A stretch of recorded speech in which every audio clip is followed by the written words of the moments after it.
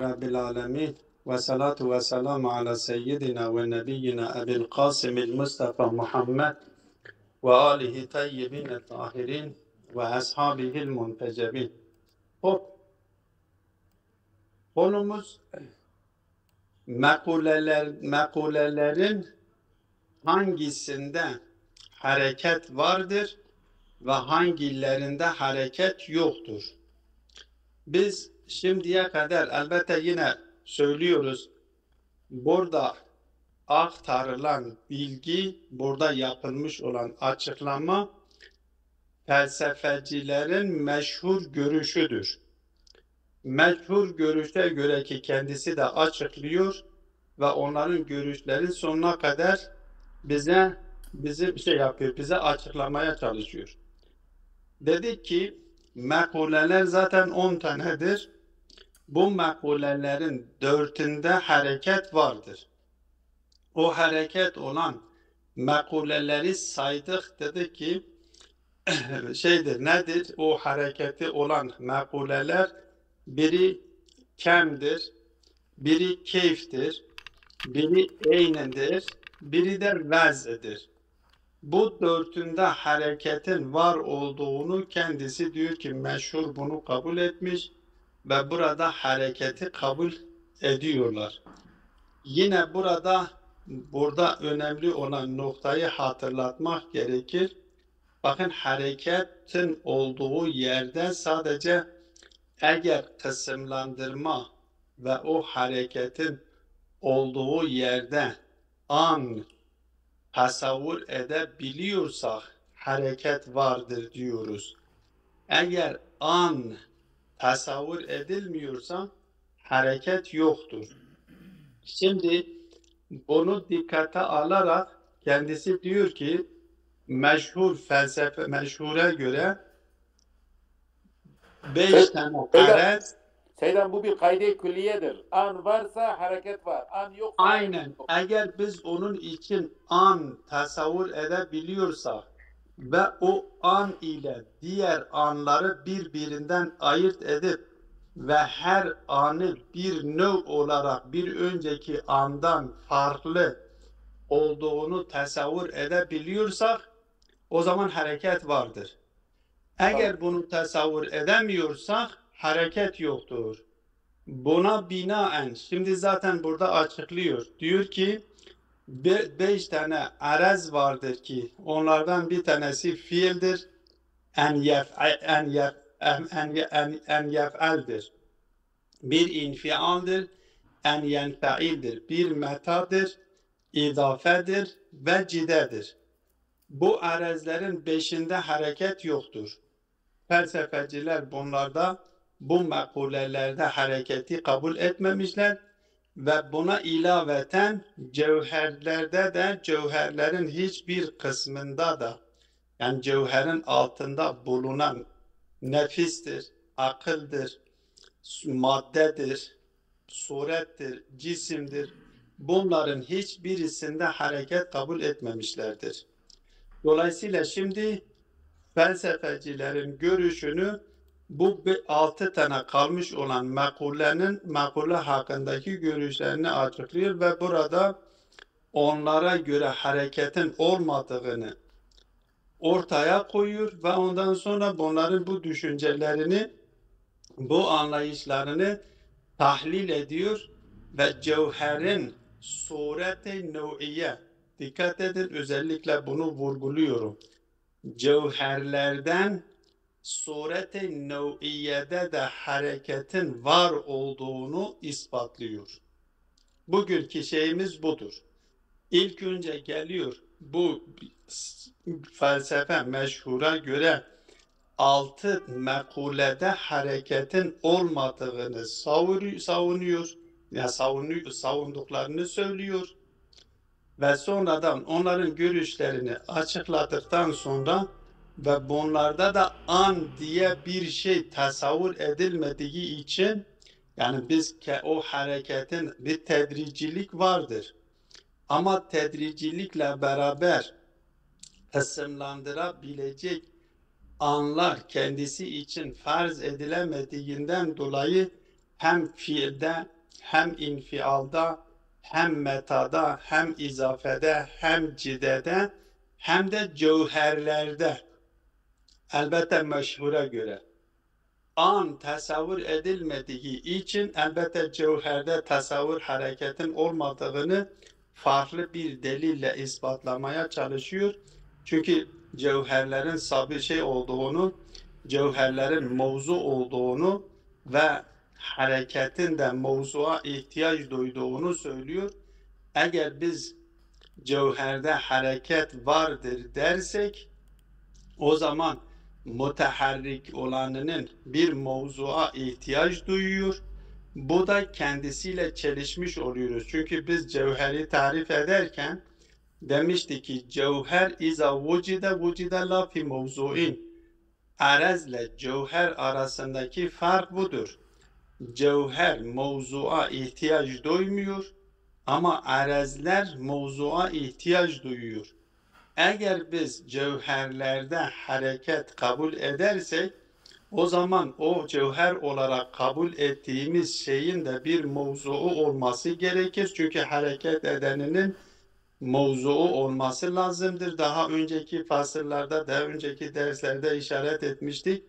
O zaman bu cevher olmaktan çıkmış oluyor. Bu da kendimizle çelişmiş oluyoruz. Dolayısıyla diyorlar ki cevherde hareket söz konusu değildir.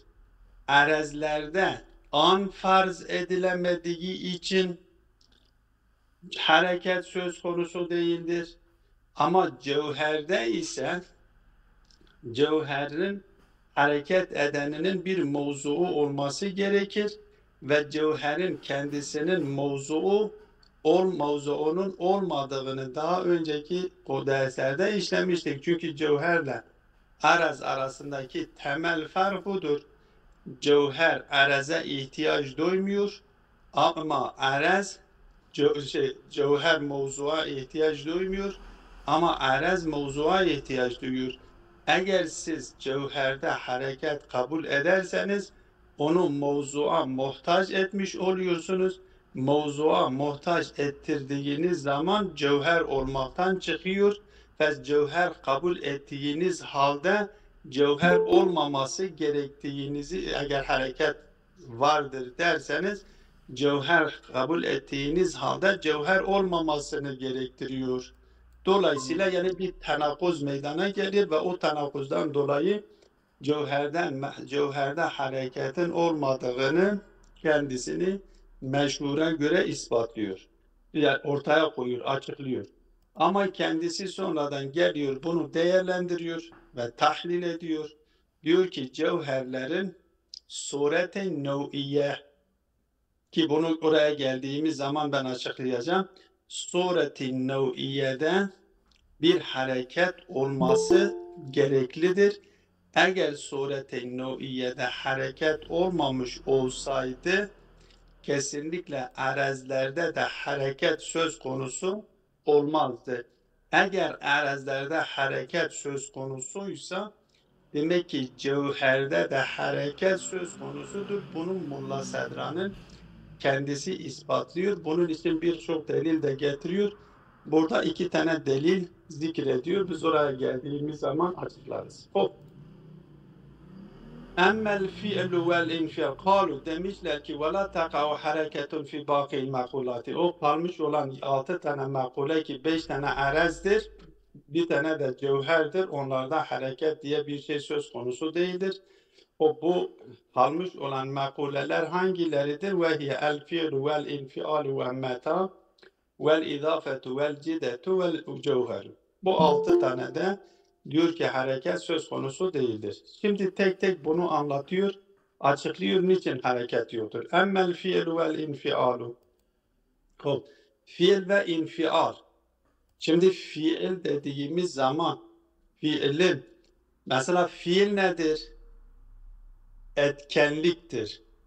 İnfial nedir? Edilgenliktir. Tabiriyle müessir fiildir. Müteessir nedir? İnfialdir. Şimdi müteessir müteessir olduğu sürece o tesir bıraktığı müessirin müteessirde bırakmış olduğu o etkiyle ortaya çıkan halete fiil diyoruz. Müessirin etkenin o tesirli olanının müteessir eseri kabul edende bırakmış olduğu eserden meydana gelmiş olan hala fiil deniliyor ve o eser üzerinden ister eser üzerinden gerçi yapalım ister müessir üzerinden ister müteessir üzerinden. Biz bundan aldığımız zaman bu eseri bıraktığı sürece ki bu eser de bırakması da tedricidir. Ve tedrici olduğu için kendisi diyor ki burada bu eseri müessir eseri bırakırken kendisi için bir an farz edilemiyor. Ve bir an farz edilemediği için zaten kısımlandırabilmemiz için orada an tasavvur etmemiz gerekir. Yani bir nokta olması gerekir ki o nokta an olup ondan sonra önceki ondan farklı olacak, ondan sonraki de ondan farklı olacak. Diyor ki biz fiil ve infialda böyle bir şey tasavvur edemiyoruz. Tasavvur edemediğimizden dolayı fiil ve infialda hareket diye bir şey söz konusu değildir. Emmel fiilu vel infialu fe innehu kad ukhide fi mefhumeyhima et tedricu. Her ikisinin mefhumunda bir tedricilik söz konusudur. Fela ferdun aniyyul vücud lehuma.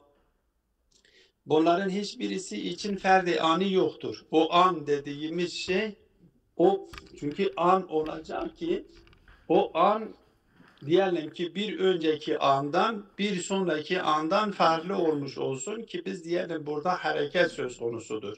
Yani kısımlandırılması gerekli, kısımlandırılması mümkün olması gerekiyor. An olmadığı için, kendisi için an farz edemediğimiz için kısımlandırmak da söz konusu değildir. Kısımlandırmamız söz konusu olmayınca burada hareketin olduğunu söyleyemeyiz. Diyor فَلَا فَرْدٌ عَنِيُّ الْوُجُودِ لَهُمَا وَوُقُوعُ الْحَرَكَةِ فِيهِمَا يَقْتَضِي الْاِنْقِسَامَ اِلَى اَقْسَامٍ عَنِيَّةِ الْوُجُودِ. Oysa hareketin var olması neyi gerektiriyor? O inkısamı gerektiriyor ve o inkısam da nedir? Aksam-ı anın kısımları, yani birkaç kısım an olması gerekiyor ki daha önceki mekulelerde zaten buna işaret etmiştik. Bir anı farz ediyorsunuz. O an bir diğer andan zihnimizde o anlar bir diğerinden farklıdır ve her bir an bir tür olmuş oluyor. وَلَيْسَ لَهُمَا ذَٰلِكَ. Bunlar için fiil ve infial için böyle bir durum söz konusu değildir. Böyle bir durum söz konusu olmadığı için diyor ki biz kendilerinde hareket olduğunu kabul etmiyoruz. وَكَذَا الْكَلَامُ فِي مَتَى. Meta'da da durum böyledir. فَاِنَّهُ meta'yı şimdi geldi tarif ediyor. فَاِنَّهُ meta nedir? El-hey'etul hasiletu min nisbeti şey ile zaman. Şimdi bir nesneyi düşünürsünüz, bir nesneyi tasavvur ediyorsunuz.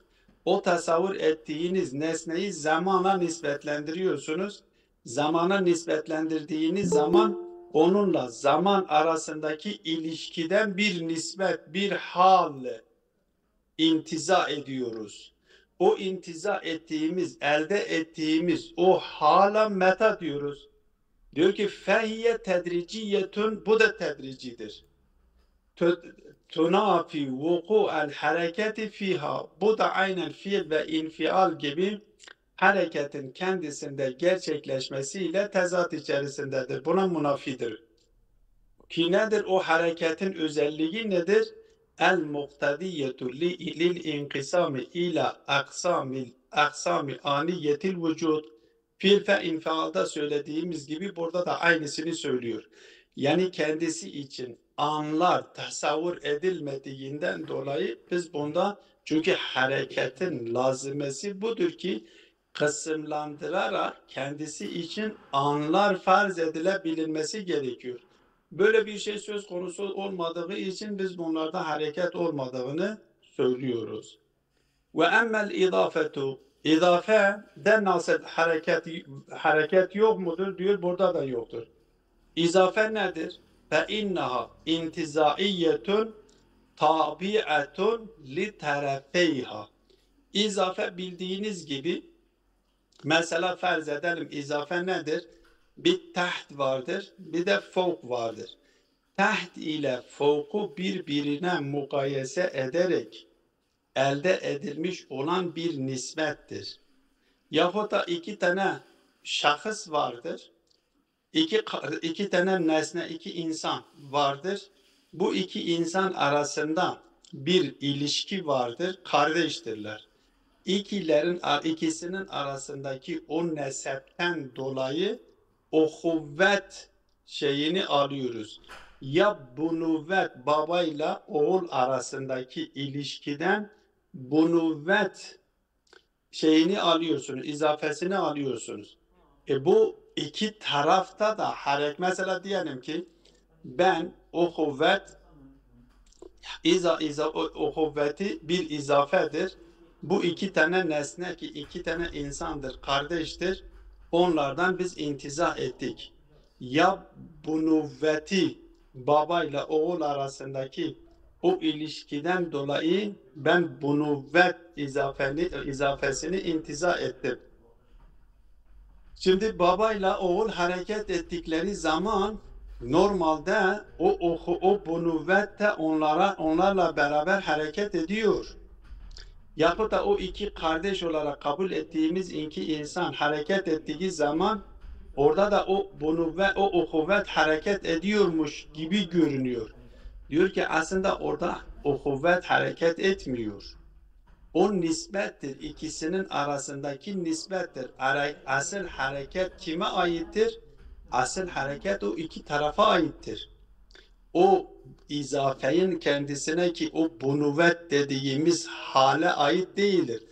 Asıl hareket o iki tarafın, yani izafenin bağlı olduğu iki taraf söz konusudur. O iki taraf hareket ediyor. Asıl hareket onlara aittir. Yer değiştiriyor. Doğal olarak izafe de arazi bir şey olduğundan dolayı onlara bağlıdır. Onlar bir nevi cevherdir. Onlar hareket ettiği, her cevherin hareket ettiği yerde ona bağlı olarak arezle zaten hareket ediyor. Ama asıl hareket kime aittir? Asıl hareket o iki tarafa aittir. Elbette burada cevher diyoruz ama cevherde hareket var mıdır yok mudur onu geleceğiz. Şey olarak anlaşılır. Biz o iki tane mahiyet diyelim, cevher demeyelim. İki tane mahiyet ki Zeyd ile Bekir düşünmüşüz, kardeştir. O Zeyd ile Bekir hareket ediyor, yer değiştiriyor. Onlarla birlikte o kuvvet de hareket ediyor. Veya o babayla oğul. Bu hareketi bir süre baba dediğim zaman oğlanın hareketi neyden geliyor burada? Nedir? O hareket nasıl orada oluyor? Dedim ki babayla oğul beraber hareket ettikleri zaman gidiyorlar, yer değiştiriyorlar da.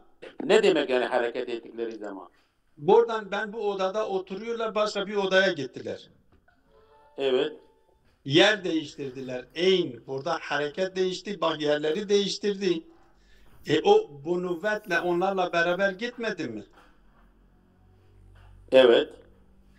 Diyor ki burada sanki bir hareket görünüyor. O diyor hareket onlara o hale, o izafeye ait değildir. O iki tarafına bağlıdır. Asıl hareket onlarındır.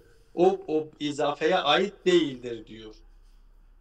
Seydan biz öyle anlaşılıyorduk ki işte bizim şimdiye kadar bildiğimiz mesela yukarı dediğimiz zaman yukarıdan aşağılık çıkıyor. Babalıktan oğulluk çıkıyor. Yani zaten hareket ederlerse hareket meydana geliyor. O zaman bu idafelikle ne alakası oldu? Yok, bizim izafe bakın. Makule, buradaki makule nedir? Biz makuleden bahsediyoruz. Evet Seydam. Buradaki mekule tahtin kendisi midir ya fokun kendisi midir? Yoksa izafe dediğimiz şey tahtle fok arasından intiza edilmiş olan bir şey midir? Bir halet midir? Seydam burada intizadan maksat yani baba dediğimiz zaman babada oğul çıkmıyor mu? Yok bak şimdi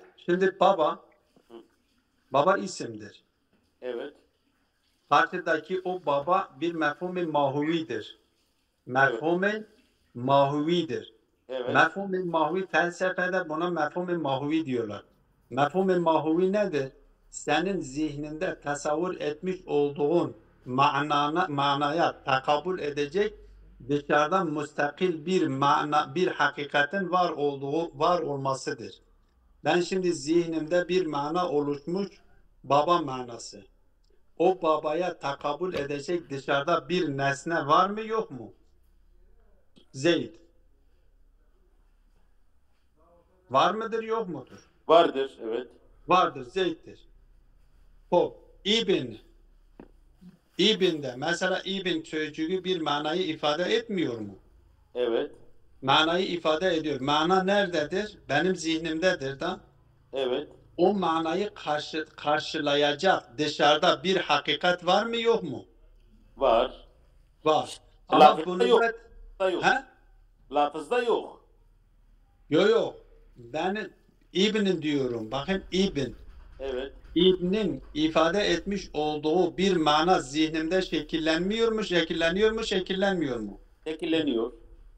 Bu İbn ben size söyledim. Siz neye İbn diyorsunuz? Dışarıda bana o İbn'in manasına takabül edecek bir hakikati gösteremiyor musunuz? Gösteririz. Adam var. İbn var. Ortadadır. Var. Ama bu nüvvet ne? Dışarıda bu nüvveti karşılayacak dışarıda bir hakikat, müstakil bir hakikat midir? Yoksa eble İbn arasındaki nispet midir? Tamam Seydam. Onu anladık da. Yok. Peki Yok, hareket? biz müsaade et anlaşılsın. Bir şey yapalım, onu netleştirelim. Tamam. O nispet midir, değil midir? Evet.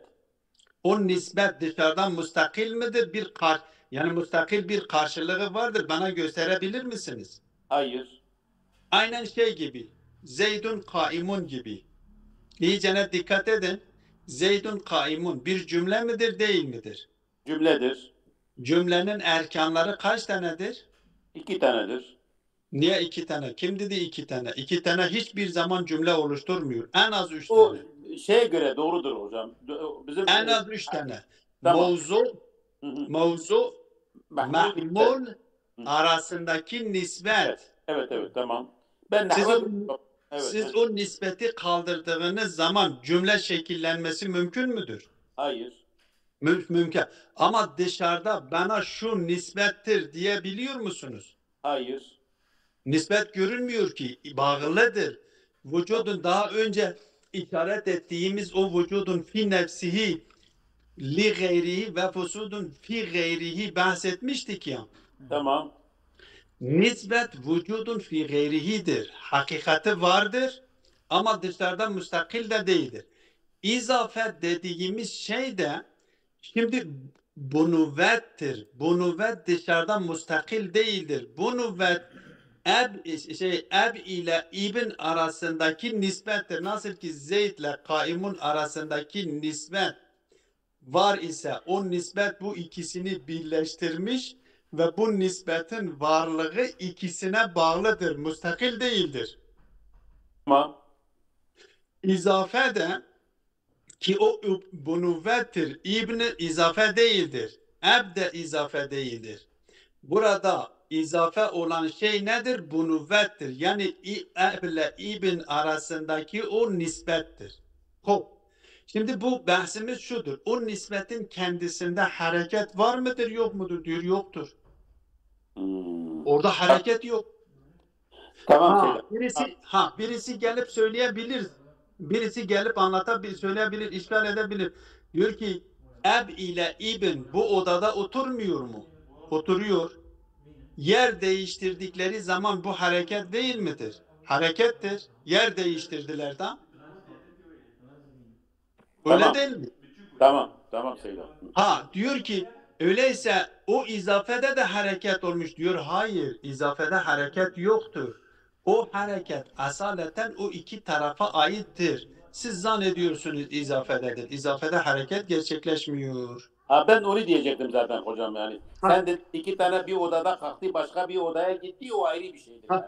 tamam yok. Tamam, benim şey Tamam. yaptığım odur. Diyor ki ve Anladım. emmel izafetu fe inneha izafe nedir? İntizaiyetun. Dikkat edin. Aynen mübteda ile haber arasındaki nispet gibidir. Nasıl ki mübteda ile haber arasındaki nispet intizai ise yani bir hakikati vardır ha hakikati yoktur diyemiyoruz. Bir hakikattir. Ama o hakikat bağımlıdır. Müstakil değildir.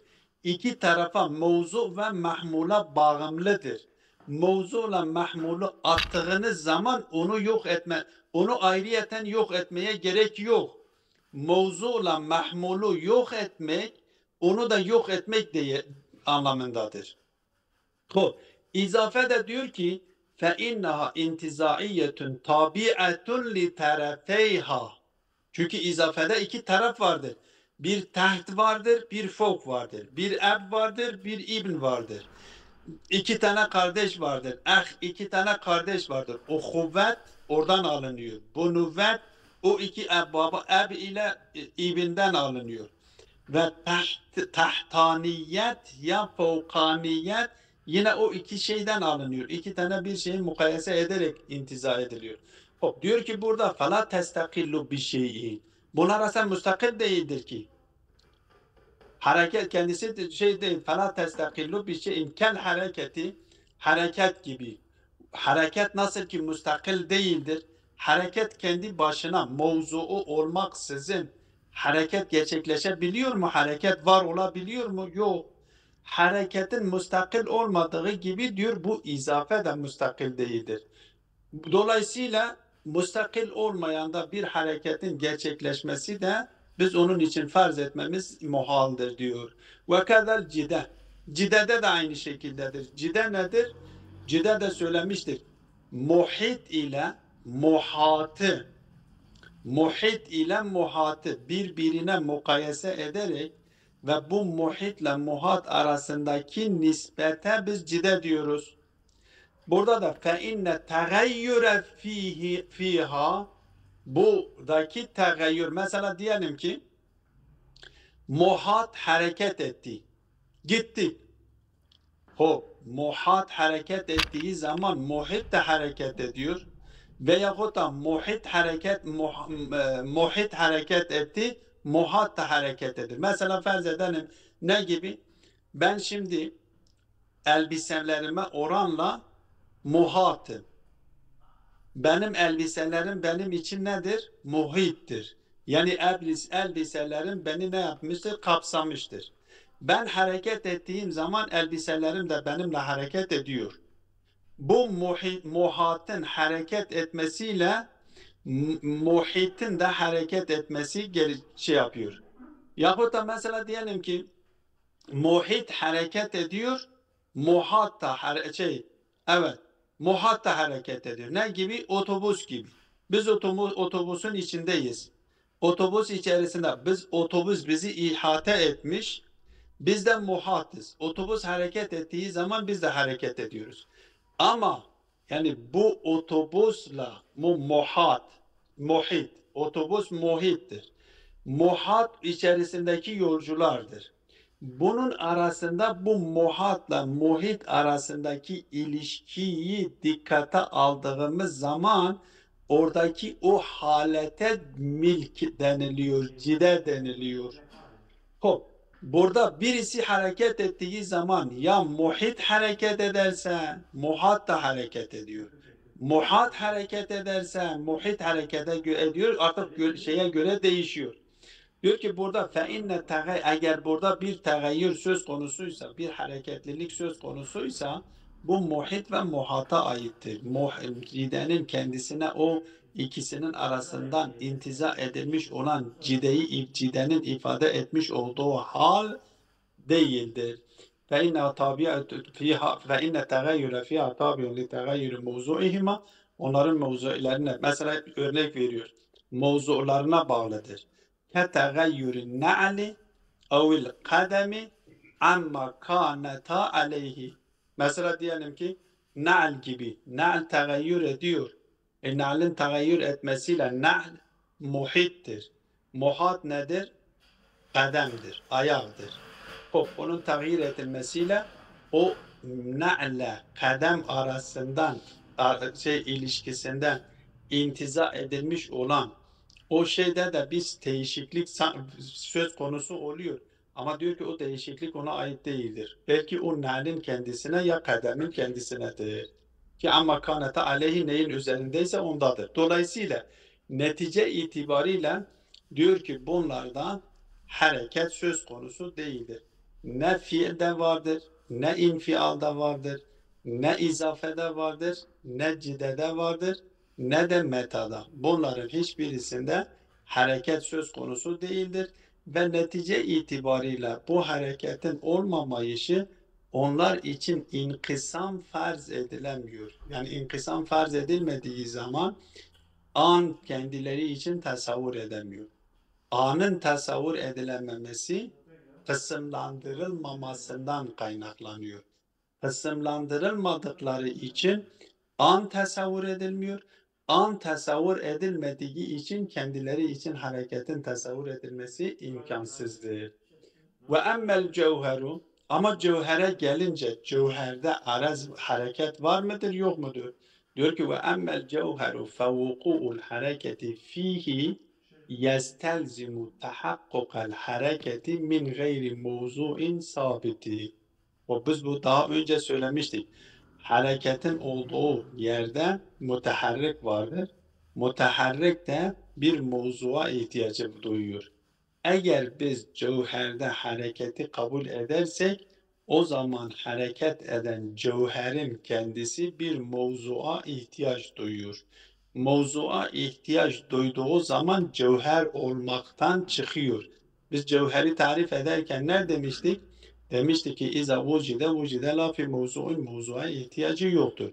Ama burada sen cevherin mevzuya muhtaç etmiş oluyorsun.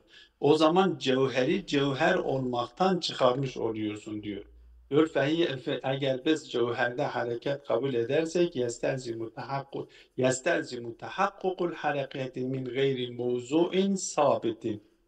O zaman hareket biz cevherde kabul edersek diyor ki bir mevzu min gayri mevzuin sabiti. Yani sabit olmayan bir mevzuda olması gerekiyor.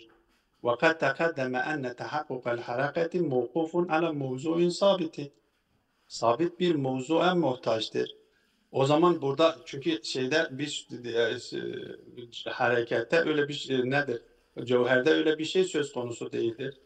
Diyor ki وَقَدْ تَقَدَّمَ أَنَّ تَحَقُّقَ الْحَرَكَةِ مَوْقُوفٌ عَلَى مَوْضُوعٍ ثَابِتٍ. Sabit olan bir mevzuya ihtiyaç duyuyor. Bakin maddametil hareket. Hareket olduğu zaman o baki kalması gerekiyor. Ama burada yestelzimu tahakkukul hareketi min gayri mevzu'in sabitin. Sabit olmayan bir mevzuyla sen yapmış olsun, gerektirmiş oluyorsun. Bu sefer önceki kabul etmiş olduklarıyla tezatlaşmış oluyorsun. Dolayısıyla cevherde hareket etmek yani daha önce kabul etmiş olduklarını yalanlamak demektir. Kendinle tezatlaşmak demektir. Ve bu tezatlaşmanın gerçekleşmemesi için cevherde hareketi kabul etmememiz lazım. Netice itibarıyla meşhure göre bu makulatların 5/4'ünde hareket tasavvur edilebiliyor, hareket kabul edilebiliyor. 6'sında da hareket söz konusu değildir. Buraya kadar Allame Tabatabai meşhur olan görüşü açıkladı. Bundan sonra 11. fasılda bunları değerlendiriyor ve sanki o 5 tane arezde hareketin olmadığını zahiri olarak Allame bir şey söylemiyor. Var mıdır yok mudur onlara burada değinmiyor. Ama cevherlerden suret-i nev'iyede hareketin var olduğunu ve eğer suret-i nev'iyede hareket olmazsa arezlerde de hareket söz konusu olmayacağını ispatlıyor. Vakit geçti. Bunu inşallah yarın devam edeceğiz. Ve sallallahu ala Muhammedin ve alihi teyyibine tahirin.